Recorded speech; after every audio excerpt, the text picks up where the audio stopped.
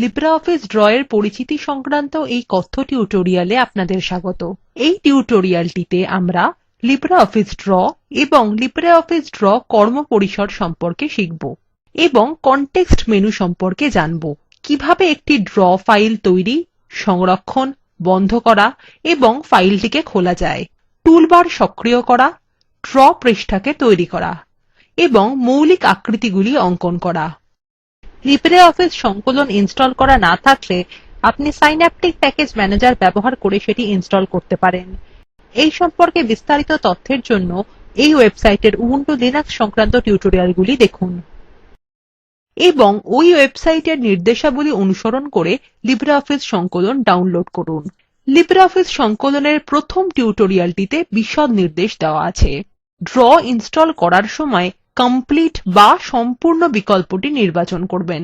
LibreOffice draw একটি vector ভিত্তিক graphic software. এর মাধ্যমে আপনি অনেক ভেক্টর গ্রাফিক্স তৈরি করতে পারবেন। গ্রাফিক্স প্রধানত দুই প্রকারের হয়: ভেক্টর ভিত্তিক গ্রাফিক্স এবং বিটম্যাপ। ভেক্টর গ্রাফিক্স তৈরি এবং সম্পাদনা করার জন্য লিব্রিঅফিস ড্র ব্যবহার করা হয়। অন্যটি হল বিটম্যাপ বা রাস্টার ইমেজ। জনপ্রিয় বিটম্যাপ ফরম্যাটগুলি হল বিএমপি, জেপিজি, জেপিইজি এবং পিএনজি। এই দুটি প্রকারের মধ্যে পার্থক্য বুঝতে দুরকমের চিত্রের বিন্যাসের তুলনা করা যাক। বাম দিকের ছবিটি ভেক্টর গ্রাফিক্স, ডান দিকেরটি একটি বিটম্যাপ। লক্ষ্য করুন ছবি দুটিকে বড় করা হলে কি হয়। ভেক্টর গ্রাফিক্স স্পষ্ট আছে, ওদিকে বিটম্যাপ চিত্রটি ঝাপসা হয়ে যাচ্ছে। ভেক্টর ভিত্তিক গ্রাফিক্স সফটওয়্যার কোনো ছবিকে সঞ্চয় করে লাইন এবং রেখাচিত্র ব্যবহার করে গাণিতিক সূত্র হিসাবে। অতএব যখন চিত্রের আকারের পরিবর্তন করা হয় তখন চিত্রের গুণগত মান কমে না। কিন্তু একটি বিটম্যাপ গ্রিড বা বর্গক্ষেত্র পিক্সেল বা খুব ছোট রঙের বিন্দুর সারি ব্যবহার করে। ছবিটি বড় করা হলে আপনি বর্গক্ষেত্রগুলি দেখতে পাচ্ছেন। এগুলি হল গ্রিড। ছোট বিন্দুগুলি প্রতিটি গ্রিডের রং তৈরি করে। অপর একটি পার্থক্য হল বিটম্যাপের আকৃতি আয়তাকার হয়, কিন্তু ভেক্টর গ্রাফিক্স যেকোনো আকৃতির হতে পারে। এখন আমরা ভেক্টর গ্রাফিক্স সম্পর্কে জানি। এবার আমাদের ড্র ব্যবহার করে কিভাবে সেগুলি তৈরি করতে হয় তা শিখতে হবে। এখানে আমরা অপারেটিং সিস্টেম হিসাবে উবুন্টু লিনাক্স 10.04 এবং লিব্রিঅফিস সংকলন সংস্করণ 3.3.4 ব্যবহার করছি। একটি নতুন ড্র ফাইল খুলতে পর্দার উপরের বাঁদিকের কোণায় অ্যাপ্লিকেশনস বিকল্পের উপর ক্লিক করুন, তারপর অফিস ক্লিক করুন, তারপর লিব্রিঅফিস। বিভিন্ন লিব্রিঅফিস উপাদান নিয়ে একটি ডায়লগ বক্স প্রদর্শিত হচ্ছে। ড্রয়িং ক্লিক করুন। একটি খালি ড্র ফাইল খুলে গেছে। ড্র ফাইলের একটি নাম দিন এবং তা সংরক্ষণ করুন। প্রধান মেনুর ফাইলের উপর ক্লিক করুন এবং বিকল্প হিসাবে সেভ অ্যাজ নির্বাচন করুন। সেভ অ্যাজ ডায়লগ বক্স প্রদর্শিত হচ্ছে। ফাইলের নামের ক্ষেত্রে ওয়াটারসাইকেল লিখুন। প্রত্যেকটি অঙ্কনের প্রাসঙ্গিক নাম ধার্য করা একটি ভালো অভ্যাস। ড্র ফাইলের স্বাভাবিক ফাইল টাইপটি হল odg ফরম্যাট। ব্রাউজ ফোল্ডার্স ক্ষেত্র ব্যবহার করে আমাদের এই ফাইলটি ডেস্কটপে সংরক্ষণ করুন।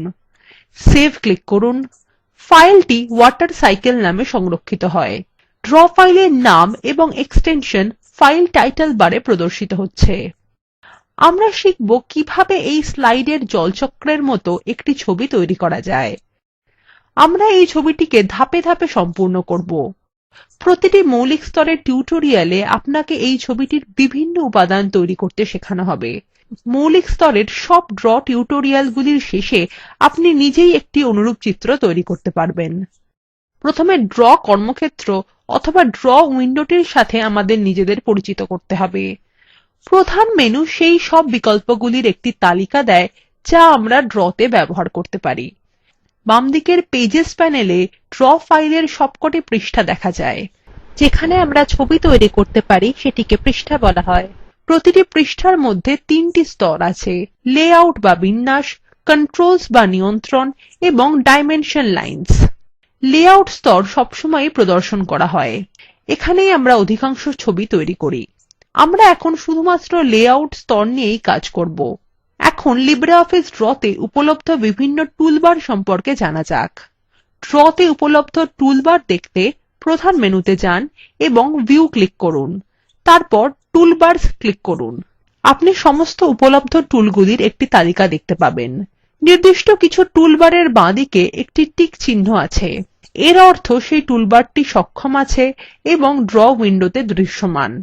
স্ট্যান্ডার্ড বিকল্পটিতে একটি টিক রয়েছে, আপনি স্ট্যান্ডার্ড টুলবার উইন্ডোতে দেখতে পাচ্ছেন। এখন ক্লিক করে স্ট্যান্ডার্ড টুলবারকে আনচেক করা যাক। আপনি দেখতে পাচ্ছেন যে স্ট্যান্ডার্ড টুলবার এখন আর দৃশ্যমান নেই। এটিকে আবার দৃশ্যমান করুন। একইভাবে আপনি অন্যান্য টুলবার সক্ষম এবং অক্ষম করতে পারেন। জলচক্র চিত্রটির জন্য মৌলিক আকৃতিগুলি আঁকার আগে পৃষ্ঠাটিকে ল্যান্ডস্কেপ ভিউতে সেট করতে হবে। এই কাজের জন্য পৃষ্ঠাতে ডান ক্লিক করুন এবং পেজ বিকল্পটি নির্বাচন করুন। বিভিন্ন উপবিকল্প প্রদর্শিত হচ্ছে। পেজ সেটআপ বিকল্প ক্লিক করুন। পেজ সেটআপ ডায়লগ বক্স প্রদর্শিত হচ্ছে। পেজ ফরম্যাটে আপনি ফরম্যাট ক্ষেত্র দেখতে পাচ্ছেন। এখানে A4 নির্বাচন করুন, যেটি সাধারণ আকারের কাগজ ছাপানোর জন্য সবচেয়ে বেশি ব্যবহৃত হয়। আপনি যখন ফরম্যাট নির্বাচন করবেন, প্রস্থ এবং উচ্চতা ক্ষেত্রে কিছু মান স্বয়ংক্রিয়ভাবে পূরণ হয়ে যাবে। ওরিয়েন্টেশন বিকল্পর অধীনে ল্যান্ডস্কেপ নির্বাচন করুন। পৃষ্ঠা বিন্যাসের ক্ষেত্রগুলির ডানদিকে আপনি ড্র পৃষ্ঠার একটি ক্ষুদ্র পূর্বরূপ দেখতে পাচ্ছেন। ওকে ক্লিক করুন। আমরা সূর্য আঁকা দিয়ে কাজ শুরু করি। অঙ্কন টুলবারে বেসিক শেপস এর পাশে ছোট কালো ত্রিভুজে ক্লিক করুন। বৃত্ত ক্লিক করুন। এখন কার্সারকে পৃষ্ঠায় আনুন এবং মাউসের বাম বাটনকে ধরে রেখে টানুন। পৃষ্ঠায় একটি বৃত্ত আঁকা হয়ে গেছে। এখন আমরা সূর্যের পাশে একটি মেঘ আঁকব। এই কাজের জন্য আপনি অঙ্কন টুলবারে যান এবং সিম্বল শেপস নির্বাচন করুন। সিম্বল শেপস এর পাশের ছোট কালো ত্রিভুজে ক্লিক করুন এবং মেঘ নির্বাচন করুন। ড্র পৃষ্ঠায় কার্সারটি সূর্যের পাশে আনুন। বাম মাউস বোতাম টিপে ধরুন এবং টানুন। আপনি একটি মেঘ অঙ্কন করেছেন। এরপর একটি পাহাড় আঁকা যাক। বেসিক শেপস আবার নির্বাচন করুন এবং সমদ্বিবাহু ত্রিভুজ ক্লিক করুন। আমরা ড্র পৃষ্ঠার মধ্যে একটি ত্রিভুজ অঙ্কন করেছি। এখন এই তিনটি আকৃতি অঙ্কন করা হয়ে গেছে। আপনি আপনার ফাইল পরিবর্তন করার পর প্রত্যেকবার সেটি সংরক্ষণ করবেন। এই কাজ করতে Ctrl এবং S একসঙ্গে টিপুন। আপনি স্বয়ংক্রিয়ভাবে পরিবর্তনগুলি সংরক্ষণ করার সময় বিরতি নির্দিষ্ট করতে পারেন। এটি করার জন্য প্রধান মেনুতে যান এবং টুল নির্বাচন করুন। টুলের অধীনে অপশনস ক্লিক করুন। অপশন ডায়লগ বক্স প্রদর্শিত হচ্ছে। লোড বা সেভ এর পাশের যোগ চিহ্নে ক্লিক করুন। এবার ক্লিক করুন জেনারেল। ডান পাশের চেক বাক্সগুলি থেকে save auto recovery information every বাক্সটিতে টিক দিন এবং লিখুন 2। ফাইলটি স্বয়ংক্রিয়ভাবে প্রতি 2 মিনিট অন্তর একবার করে সংরক্ষিত হবে। ওকে ক্লিক করুন। এখন এই ফাইলটি বন্ধ করতে ফাইল তারপর ক্লোজ ক্লিক করুন। একটি বিদ্যমান ড্র ফাইল খোলার জন্য উপরের মেনু বারে ফাইল মেনুতে ক্লিক করুন, ওপেন বিকল্প ক্লিক করুন। একটি ডায়লগ বক্স পর্দায় প্রদর্শিত হচ্ছে। এখন ওই ফোল্ডারটি খুঁজুন যেখানে আপনি আপনার ডকুমেন্ট সংরক্ষিত করেছেন। আপনি যে ফাইলটি খুলতে চান সেটি নির্বাচন করে ওপেন ক্লিক করুন। এখন একটি অনুশীলনী আছে। একটি নতুন ড্র ফাইল তৈরি করুন, সেটি সংরক্ষণ করুন মাইওয়াটারসাইকেল নামে। পৃষ্ঠা সজ্জা পোর্ট্রেট সেট করুন। একটি মেঘ, একটি তারা এবং একটি বৃত্ত অঙ্কন করুন। এখন পৃষ্ঠা সজ্জাকে ল্যান্ডস্কেপে পরিবর্তন করুন।